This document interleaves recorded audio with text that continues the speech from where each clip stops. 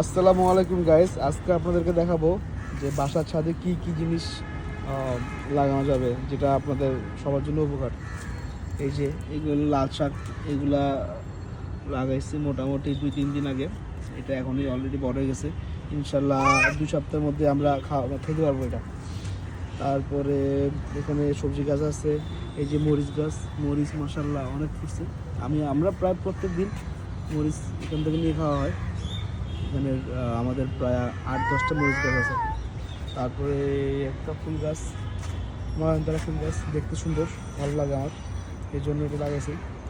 তারপরে এখানে কুমড়া গাছ আছে, তারপরে যে মরিচ গাছ এখানে কয়েকটা আছে, পুঁই শাক পাতা আছে এখানে। এই যে সম্পূর্ণ লাল শাক, পুরো একদম লাল শাক ভরা দিকে।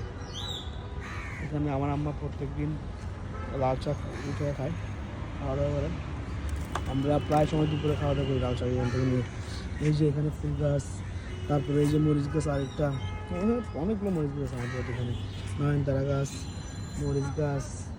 তারপরে এই যে অনেক কিছু আমি চিনিও না অবশ্য। এই যে ছাদের মধ্যে এত সুন্দর একটা পরিবেশ বজায় রাখাটা অনেক গুরুত্বপূর্ণ। তারপরে এই যে মরিচ গাছ, এই যে একটা লেবু গাছ আছে এখানে, অবশ্য এখনও ফুল আসে নাই, ইনশাল্লাহ আসবে আশা করি। এই একটা ফুল গাছ, এই যে এটাও আছে এখানে।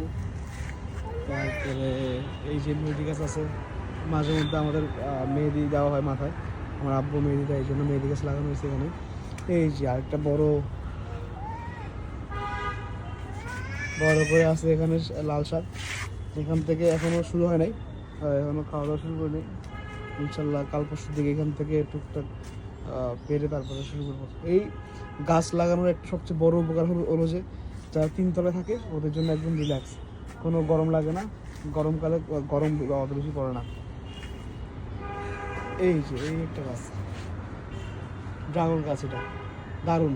এটা অলরেডি আমরা 2-3 বার খাওয়া দাওয়া হয়েছে ড্রাগন, সর্বমোট মনে হয় 10-12টা ড্রাগন খাইছি আমরা।